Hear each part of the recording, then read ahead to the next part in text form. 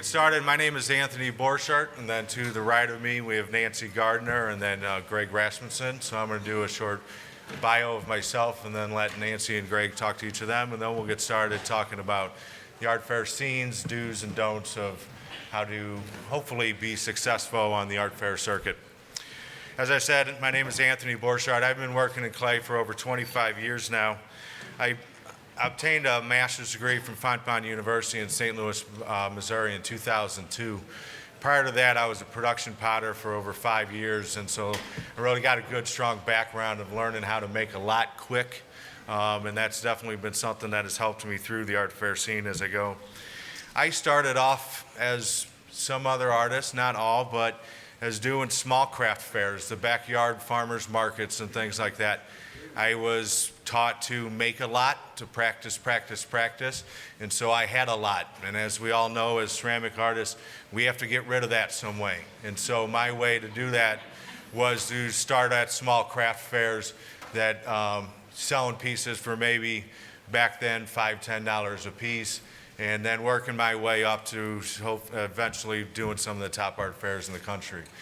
During that time, it was not just art fairs. I will talk about it later, but I had to have many attributes to my resume to be able to bring in the finances to make it as a surviving ceramic artist. As we know, that is not always the easiest process to get through. I taught adjunct courses in both ceramic, drawing, design, sculpture. I taught at many different colleges. I did workshops. I also bartended for many years to help that income. So it takes a little bit of everything. As of right now, I am the assistant professor of fine arts at Fontbonne University and the gallery director, and I continue to do about 8 to 10 shows a year, and most of those being some of the top art fairs in the country. And then we have Nancy Gardner here, and she'll continue with us. Hi, I went to Tyler School of Art and got a BFA in 1980, and then I went to Carbondale and got an MFA, and I was dead set against ever sitting outside. It was not going to happen. So I got a job teaching at a community college in Dayton, Ohio, and it was okay, but it wasn't the glamour job that I had been sort of hoping for. And in the meantime, I got together with my now husband at Enseca in San Antonio. So it could happen. It could happen. We're still married. And he did not want to move from Chicago to Dayton, Ohio. No offense to Dayton, Ohio. But so I moved up to Chicago, and as Tony said, if you make pots, you do need to get rid of them. So my first art fair was in this building in 1989. It was a wholesale retail show of the American Craft Council, and it was encouraging. It was encouraging. I took some wholesale. I sold some pottery. I was sort of in shock. And we did a lot of wholesale then. For a good 10 years, we did a lot of wholesale. Then wholesale died completely. And that's a thing about the art fair circuit is you have to be flexible. So then I started doing retail. And I've been doing retail shows ever since. It's a good 60 to 70% of our income. My husband helps me a lot, but he also teaches part-time, and we do a lot of other stuff. But most of our income does come from art fairs, and it's been a great life. So. My name's Gregg Rasmusson. Graduated from Kansas City Art Institute in '02. Didn't do the MFA route or residency anything, kind of did a few things for a while, and then about 8 years ago jumped back into ceramics and been doing the art fair circuit ever since.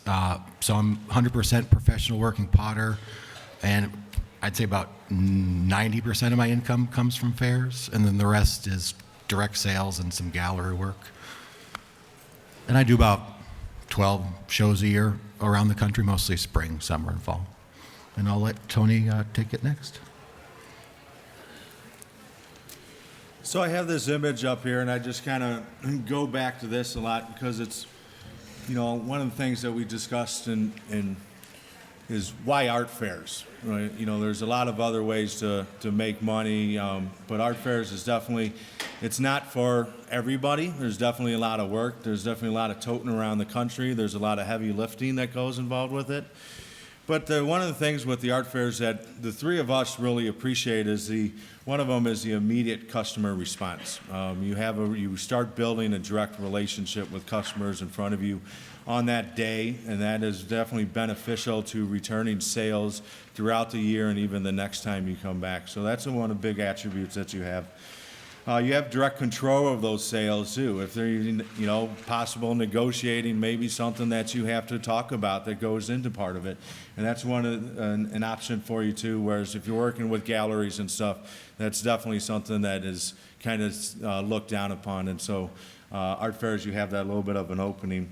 You have to enjoy the travel aspect, but in that travel aspect, you also have the direct control of your schedule, and you get to create that early on. Usually, we're applying for shows. November, December for our spring schedule, and we're applying for shows March, April, even maybe May for our October, September season and stuff. The percentage of your income can be greater than galleries and wholesale prices, and that's something that we'll talk about a little bit more when we get into some numbers and logistics of numbers and what it costs to do art fairs and stuff. But we do think about that, and if you think about most galleries nowadays taking 50%, you could get a larger cut out of your money doing the art fair scene. And then another big advantage of why to do art fairs is that really expands your region, your area of where you can work and where you can sell. Instead of just being a St. Louis artist, I can reach out and brand my work in Chicago, all the way Minnesota, Texas, Florida, and anywhere else. The three of us have done shows pretty much clear across this country from one side to another.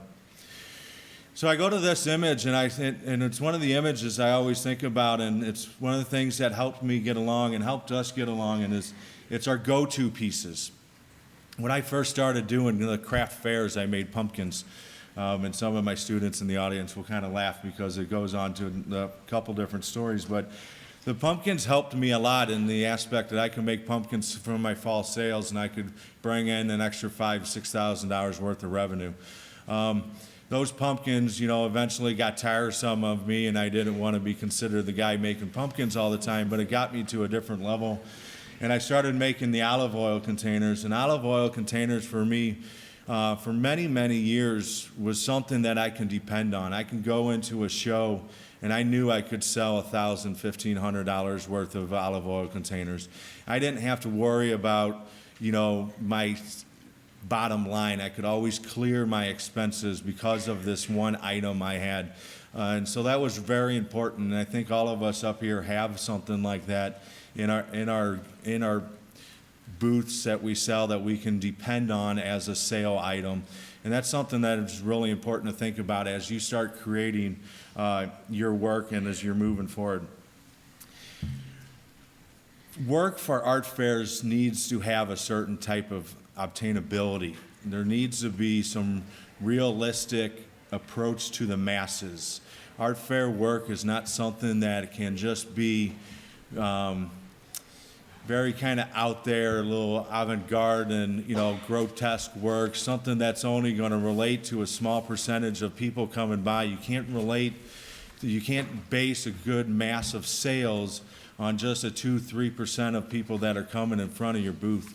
So you have to have the realization that you have to produce a line of work, a body of work that is going to have some aspect to a larger group, a larger audience in front of you. That doesn't mean at any point you have to dumb down your work in that essence, but you do have to kind of think about trends and what's happening that year and what's important. For many years, the olive oil containers worked really good for me. Those moved on to different sake and bourbon sets for several years later as that became more of a trend. So that's something that we look at. Some work, some artwork, some ceramic work is better off for galleries, and you have to be honest with yourself on whether that's the best place for you to sell your work. $15,000, $20,000 items at art fairs, Yeah, it's not something that's going to happen often, and if you do get that one sale, it's going to be one every 6 shows. So you have to be content with going home with a 0 on many days. So you have to be able to put yourself in a position where you have a body of work, a theme of work that is marketable, that is obtainable for most masses, and that is somewhat in the realm of reasonable in pricing. And pricing is always difficult, but it just goes back to that obtainability and that body of work. That body of work also will help in the aspect of creating a theme in your work so you can have those return customers. Because I worked off of olive oil containers at this point, and this was several years back when I used to use an ash glaze on my bodies and stuff.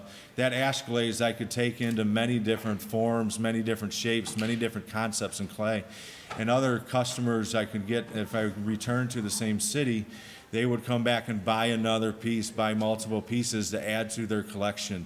So building that theme of work is not only important for applications, and Gregg will talk about that in a little bit, but also for the aspect of building in return customers and clients and building that clientele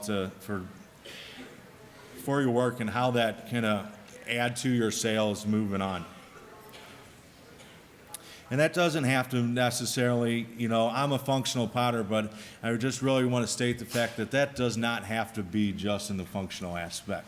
That's something that can be related, pieces can be related at any type of sculptural, ceramic wall pieces, et cetera, moving forward. So it's really just thinking about what brings in a theme. Is it your glazing? Is it your shape? Is it your forms? For many years, my work, people would come into my booth and they would say, it looks like Dr. Seuss or Alice in Wonderland. And I would say, and that was a compliment to me because then I knew there was a body, a theme that was going on in my work of this organic, soft shapes that I was doing with a porcelain clay body for many years. So those things are important to be able to move on and think about. Then we'll pass it on to... And the next part that we'll talk about is display, or you want to add on? Yeah, go ahead. Yeah, just touch on some things he was talking about. One reason I started doing shows right away, or fairs right away, was because, when I was in school and, our professors talked about, getting into galleries and doing that show, like that always seemed like kind of intimidating, like, oh, you got to know the right people, you got to be, like maybe have to know who you are, whereas like doing a fair, it doesn't matter. Like all the people are jurying on is your work. It doesn't matter if you're famous or who you know. I mean, it's a very democratic system compared to kind of other routes. And the other thing I want to touch on, like there's a few different types of fairs. Like I can say art fair to one person, they may have something in their mind. But like the types of show we do are the outdoor shows, and they're high-end art fairs. They're not like kind of your neighborhood craft shows. We travel around a lot the country. There's, in each city, there's maybe only 1 or 2 shows that I'm going to do in any city. So I do like 1 show in my hometown anymore. And like indoor shows, like here in Minneapolis, they have the ACC St. Paul show. That's a completely different animal than outdoor art fairs. It's a different audience. You're kind of selling it. Nancy does the indoor shows, but she can even tell you they're very different. Like usually people kind of concentrate on one or the other. Well, you don't have to worry about the weather. Yeah. Did you have anything to add to that? Well, I don't think they're quite as different as maybe you think they are.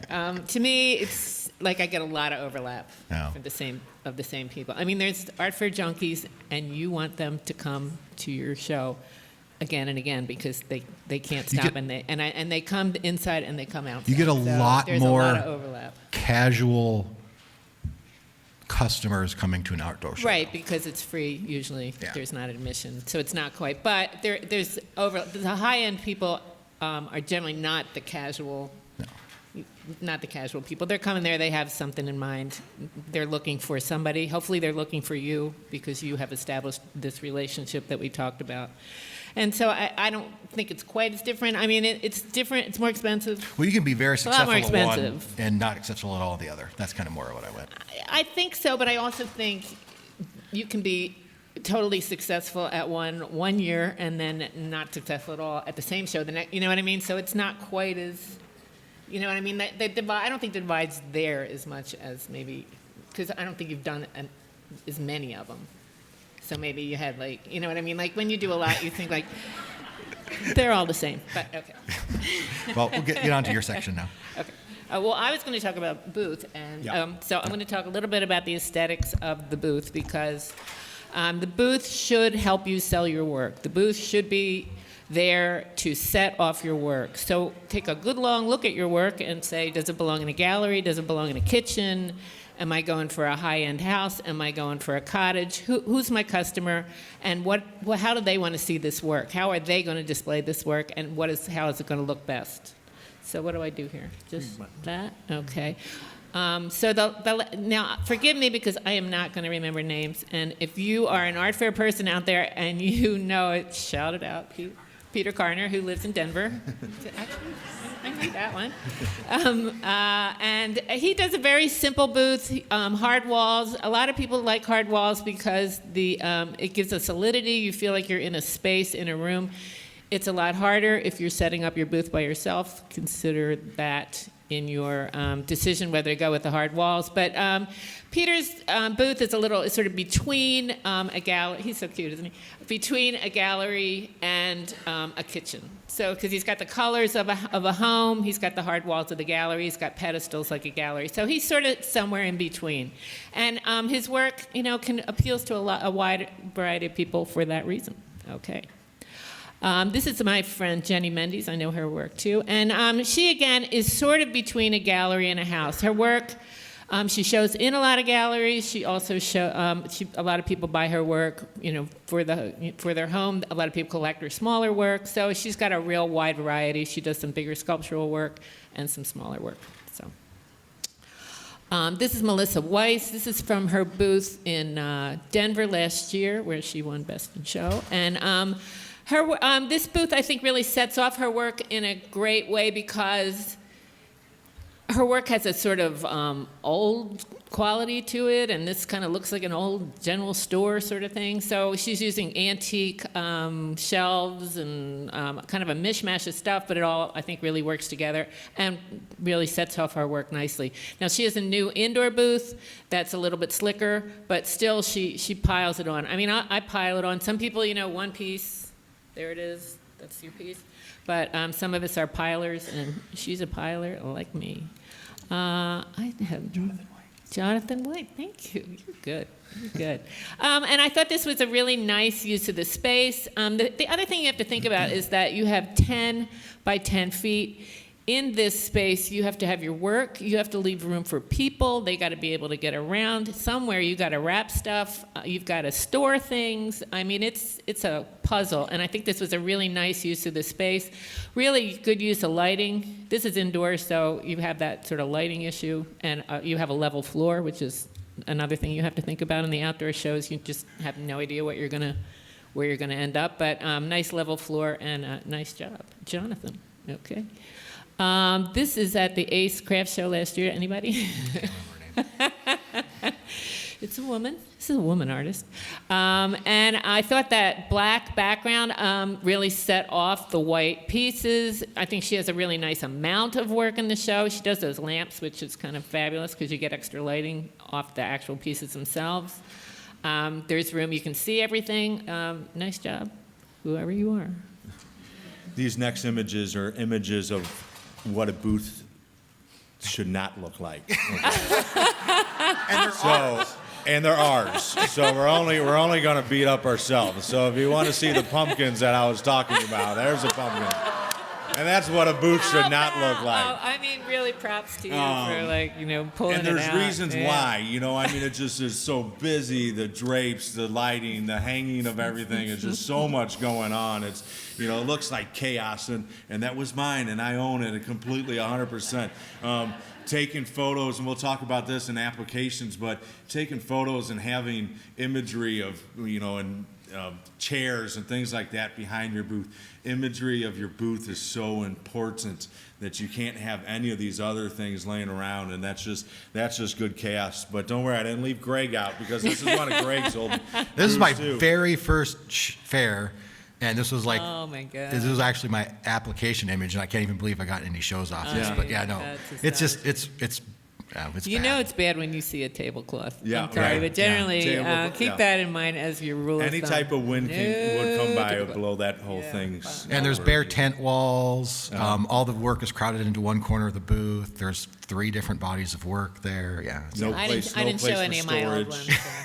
I got some oldies and goodies too. But Yeah. You never gave them to me. Well, mine were before there was digital. And then mine Mine when I were was actually slides. Come so. on, I beat myself up in this. So when I was young, I thought I was really strong, so I made all my booth out of crates, and I made all the crates by myself. Yeah, and so That's recycling. Yeah, you can't fault that. that took a lot of pain. That's all so. good. Oh, yeah. boy. Oh, yeah, baby. Those are some tough years on the market, and that's why I wasn't getting into some of the top elite fairs at that time. But I just want Shocking, you guys to be able to see some of the differences of what they look like. So I'm going to kind of get into some of the technical nitty-gritty for people that just kind of want to know what it's like to do fairs and what fairs are about. So, when you go to these shows, you're going to have all your own stuff. Nothing is provided. Some of them you can rent tents and stuff, but, if you're going to do it for a living, you're going to want to buy your own. There's kind of 3 major brands that most people buy. Trimline. Oh, so just by the way, we created a Facebook group in Sika Art Fair Warriors. So if any of you guys, if you just want to join the group, and then you can go on there and ask questions and stuff, because I know there's probably gonna be a bunch of questions that you might have later. So I'll keep that active for a couple weeks. So if you go on there and want to ask a question, we can answer it. And I also, we're going to post some things on there that kind of give some more details on what we're talking about. But for a professional level tent, you're going to spend around $1,000. And there's a few different kinds, and I'm not going to really, I made a document on the Facebook group that kind of talks about the pluses and minuses of each one, but I'm not going to get into that here. And then, you have to think about things like weights, because you always have to weight your tent down, because weather is always an issue. Some people, there's some options you can buy. A lot of people make their own. The common ones that you see on the left there is they'll fill PVC pipes with cement and hang them on the corners. I just have pieces of steel that I cut that I strap to the legs of mine to weigh it down. And I think, one of the things that we wanted to make sure that gets across is that there's a beginning process to this. There's not all of a sudden are we saying going out and buy a, $1,200 tent, buy your weights and buy your pro panels and your display, and then you're ready to go and you're going to go out to the art fair world and you're going to make a fortune. We all started from small little, building ourselves up and adding a lot of things to our show as we moved up. And I know my first tent I bought used. My first tent were easy up, and we usually call them easy up, easy down, because that's usually how quickly they're out of there. So any type of windstorm comes through, it takes them away. But making things yourself, building your displays, making your own weights, using eye hooks and stuff like this, that go down in the cement to make your PVC weights are really important aspects where you can just save a lot of money. The weights that are professional that you can buy, you're looking at $50 for a bag that you fill with sand. I'd just rather build things like that. And a lot of the bigger shows will have emerging artist program where they'll let you kind of try out the show, and they'll have a spot for you so you don't have to buy everything. But that's usually for people that are new to it, that haven't done it before. So if you kind of want to kind of test the waters, you can probably find a show that has an emerging artist program like that.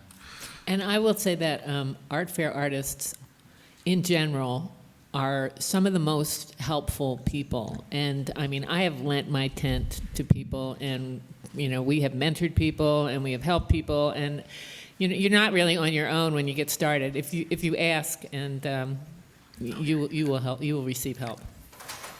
Then just a few other things.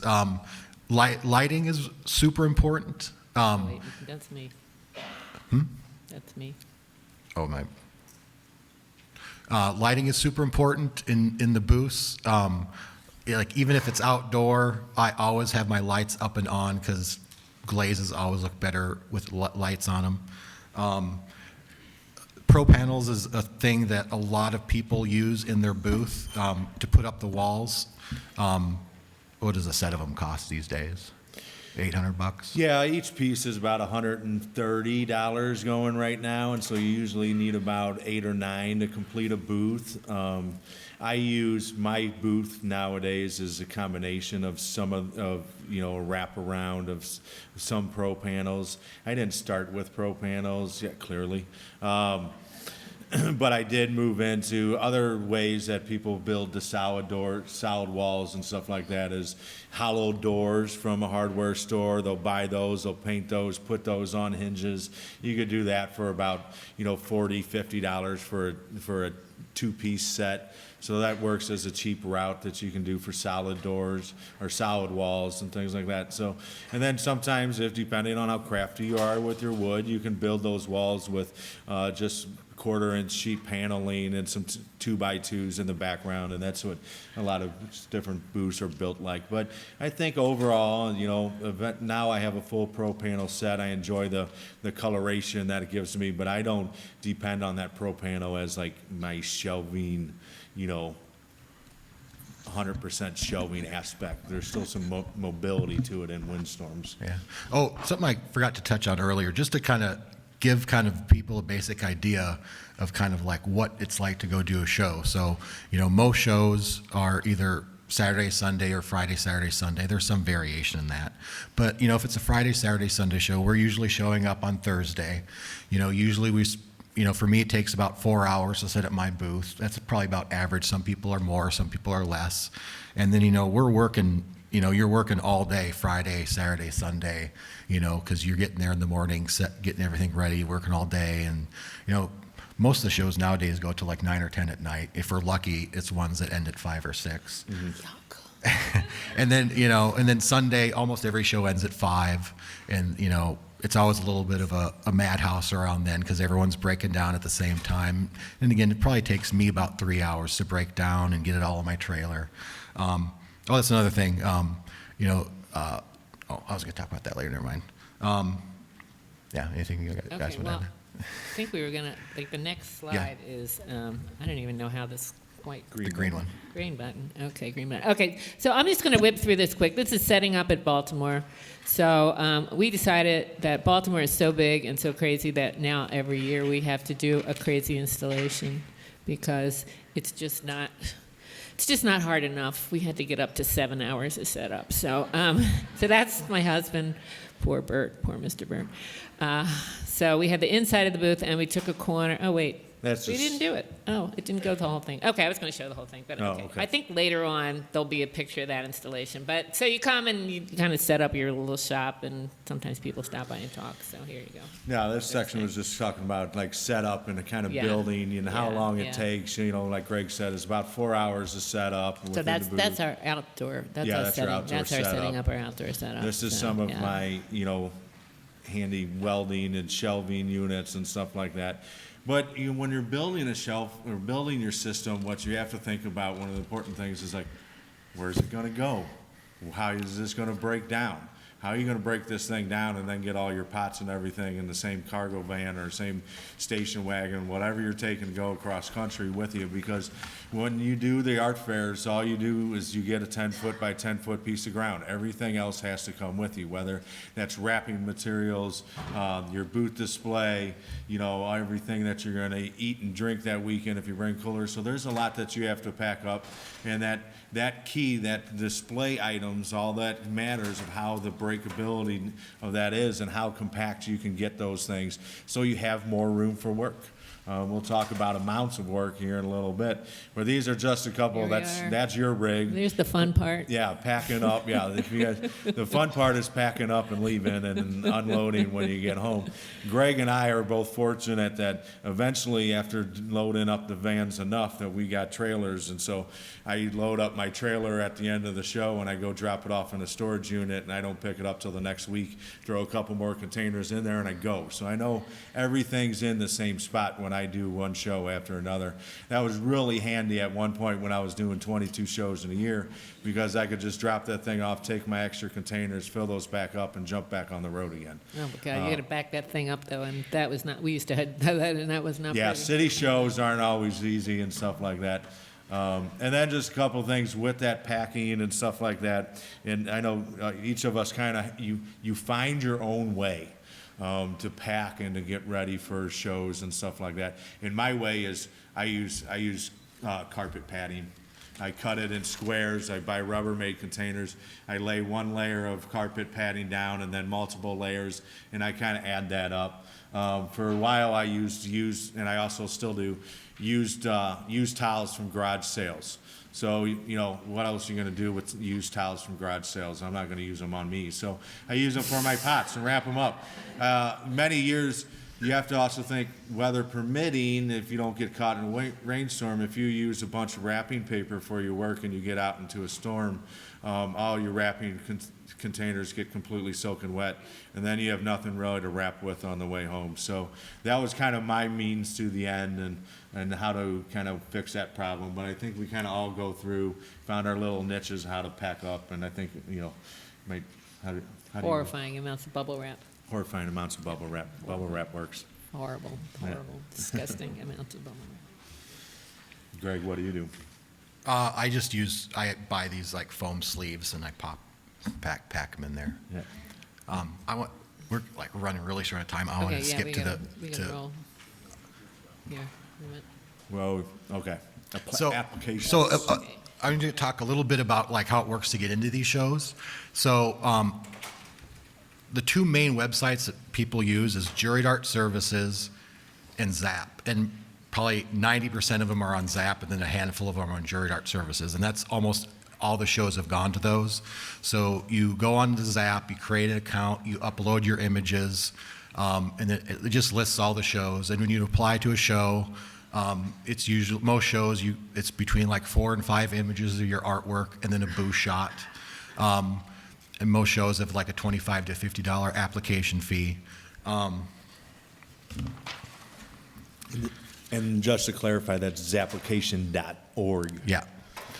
So that's what the front page looks like, so you know if you're getting to the right page.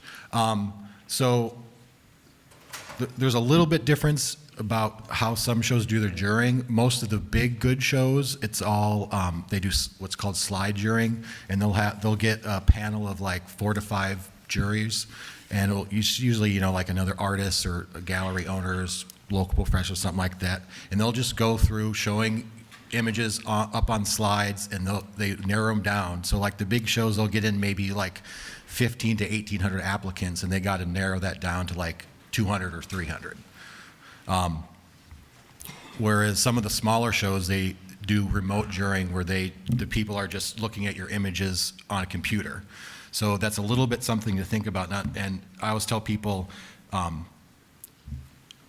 so when your images are your artwork, I mean, we all kind of know what that's about, but one thing you want to avoid, never have a stark white background if you know that they're doing slide jurying, because then it glares in their face and it's kind of off-putting.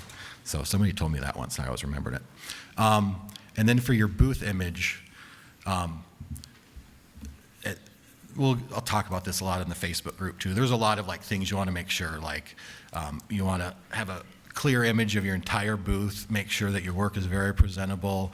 You don't want to have your name in there anywhere. You don't want to have like a chair or a dog, or like, you make everything look very professional, because like I said, you're competing against a ton of other people, so you have to make your work stand out and be different and look very nice, because if you just look like everyone else, you just get skipped right over.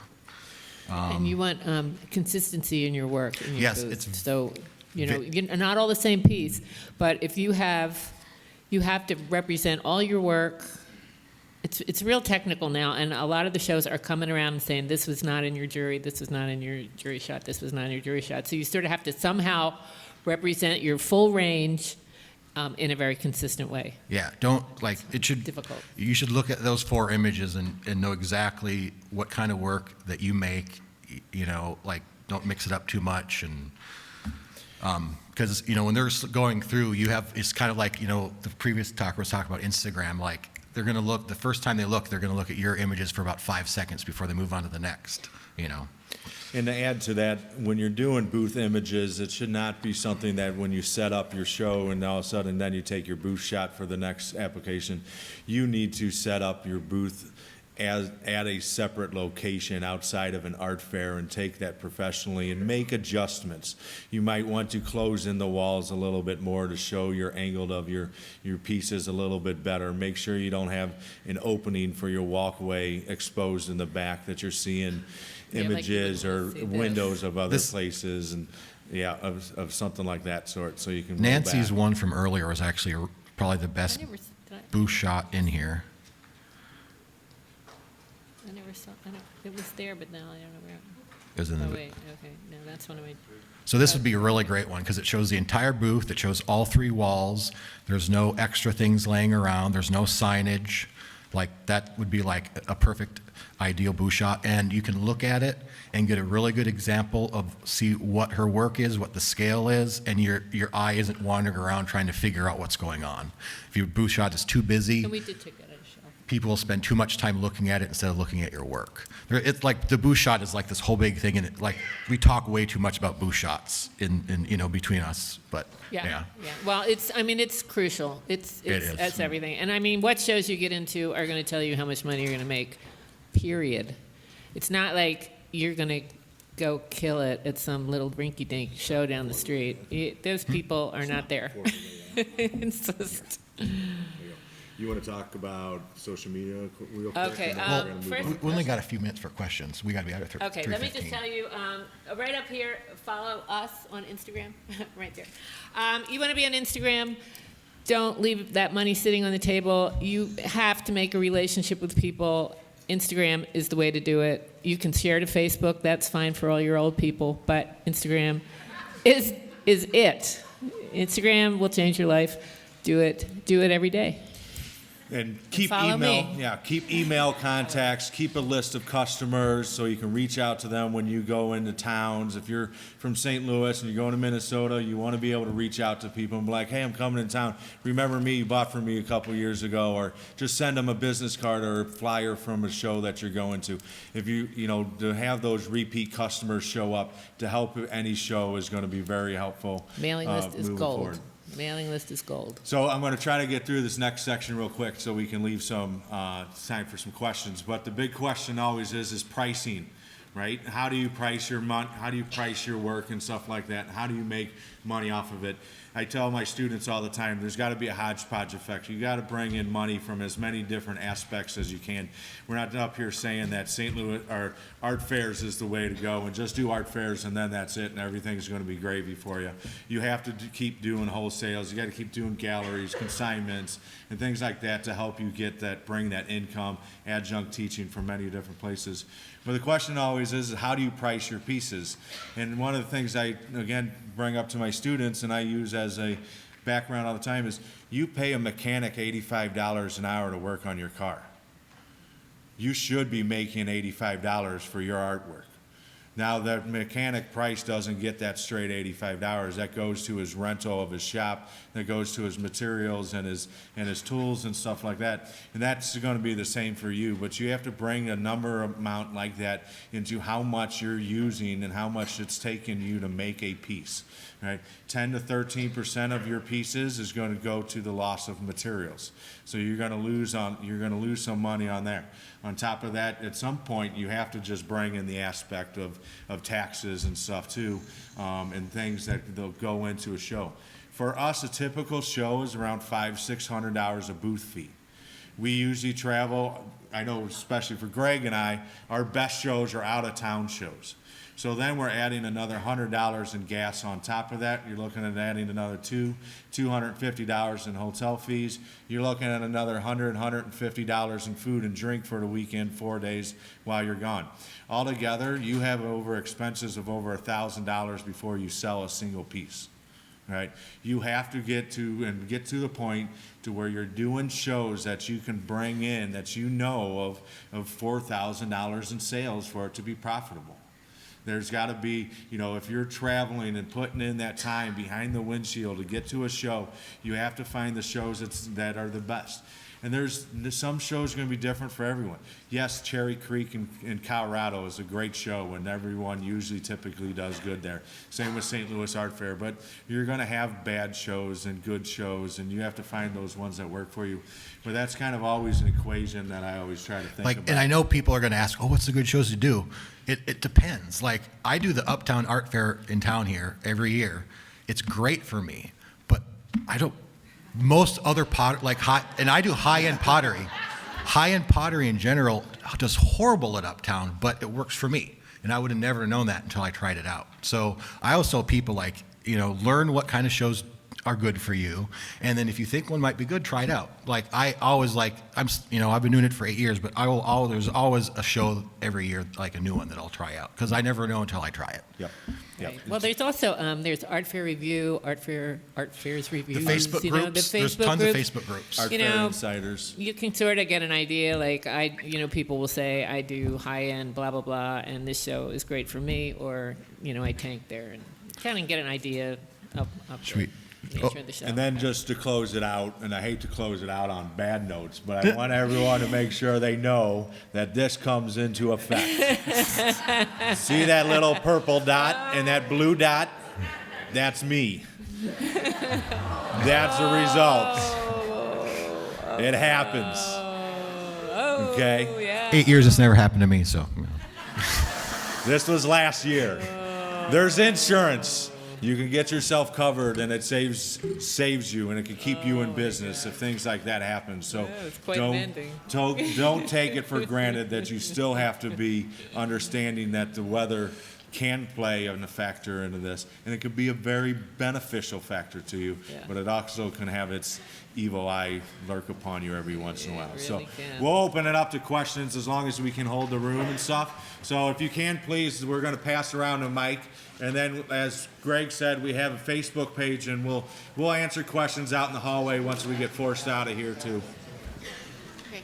So as someone who's first starting out, in my general area, all you can really find are these vendor shows, right, where it's wholesale pyramid schemes things. Do you have any recommendations of places to look for shows that, aren't going to cost $500 for a booth fee when you're first starting out? Yeah, it's just sometimes the research, it's tough to research and find them. But for a while, farmers markets were a way for me to bring in money, and I started making some good money off of farmers markets, and I was able to afford the higher booth fees for that. And go visit the show's website, see what are the artists are doing the shows, see what their work looks like, see what other shows they do. That's what I was doing in the beginning. If I knew a good show, I'd find people whose work I thought was similar to mine, and I'd see what other shows they're doing. So I was like, I might want to check this show out and check this out. And for you younger whippersnappers, there's the whole Renegade circuit and those kind of shows, the indie craft shows, and a lot of them have cheaper booth fees, and a lot of them are really pulling a crowd. So Next question. Okay. I have a question regarding the interior of the booth. Okay. And specifically for use in a outdoor art fair. I saw that there are things that are shelving that is added to the walls. the hard walls. Yeah. Yeah. And how We have cleats behind. Bert has a system where he cleats behind, so the screw goes in and there's a cleat system, and they're kind of bolted in, so those shelves can't be put anywhere. We don't just screw them in because we bolt them from behind. So that Okay, and there's a whole they're fixed. Search French cleat. French cleat. French and cleat. Also, just your shelving units. If you didn't, you weren't handy enough to make it. Any ideas of? IKEA. Okay. And so I didn't have an image of what my booth looks like, but I take a completely different tact. My walls are completely different than all my display and shelving. So when bad weather hits, the tent starts rocking, whatever, everything is an inch or two away from the walls. So that I kind of approach it a little differently. Right. Yeah, and if you do the IKEA thing, you're going to have to figure out some way to brace them, like double brace them from behind or something like that, because they will not stand up to weather. I mean, that's sort of why we do the wall thing and we sort of double brace and, yeah. There's some holding going on, yeah. Next question? Yeah. Hi. We've been doing the circuit full time for about 5 years, and we've mainly been in the Southeast, but are now really looking to expand into the upper tier shows, like the Old Town Art Fair and the Ann Arbor and everything. Yeah. So I just kind of had a question about the politics of applying to that, if it really is kind of and then also about the collectors, if they really do come and they're really Most shows, and for the most part, all of the top tier shows, Yeah. there's no politics. People like to think there is. Okay. There really I didn't isn't. know. It's all on the work. Now, there's a handful of shows. No, there's a handful of shows where the director kind of gets their hands in and will handpick people and change things around, and we know what shows those are. But for the most part, it's not really political. It's about what your work is like. Is it catching the juror's eye? Is it times of work they want to see in the show? Okay. And the elite shows do pay off. They Yeah. really do. Yeah. Okay. 'Cause I Yeah. didn't know if it was a myth. Ann Arbor, Cherry Creek, St. Louis, Sausalito, Coconut. Well, Coconut sometimes. I think that's over. Yeah. I think that's over. One drops off every year. Yeah. So that's just fine. Do you have a second question too? Or I'll let you. okay. Hi, I would like to know what platform you recommend for websites, whether it's like Square or Wix or, or We all ones use that like you I use don't. Squarespace. Yeah, we I do. know Yeah, Weebly's. Websites involved. are over. Forget it. Yeah. Websites really. Don't even do Nobody it. We were goes just for in it. the social Instagram. media. Yeah. They told us Do no. it. Don't bother. You have- you you have have- to have one. I use You're saying Squarespace and I'm really Instagram. happy with it. Just Okay. a face Squarespace. page as a web page is all you need. You don't need something intense. You don't need Unless multiple you're going to pages. sell from it. Yeah. Okay. Unless you're going to sell from it. And Then none of that's a us- whole different thing. I sell off Etsy. That's my platform.